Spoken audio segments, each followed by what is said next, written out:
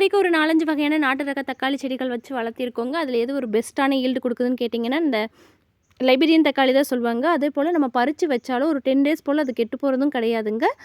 நம்ம வந்து ரொம்ப மெனக்கெட்டு இத பார்த்துக்கணும்னு அவசியம் கிடையாதுங்க. லோ மெயின்டெனன்ஸ் தான். ஸோ பெஸ்ட்டான தக்காளி ரகம் எதுன்னு கேட்டிங்கன்னா, லைபீரியன் தக்காளி தான் நான் சொல்லுவேங்க. அடுத்தது பார்த்தீங்கன்னா, கத்திரிக்காய் கொஞ்சம், ஊதா நிற காராமணி, அதுக்கப்புறம் சிவப்பு புளிச்சக்கீரை இது எல்லாமே இருந்ததுங்க. எல்லாத்தையும் பறிச்சாச்சுங்க. இன்னைக்கு மதியத்துக்கு எங்க வீட்ல புளிச்சக்கீரை தான். அதுக்கப்புறம் கொஞ்சம் பருப்பு எல்லாம் தொளிச்சு ஒரு பொரியல் போல செஞ்சாச்சுங்க.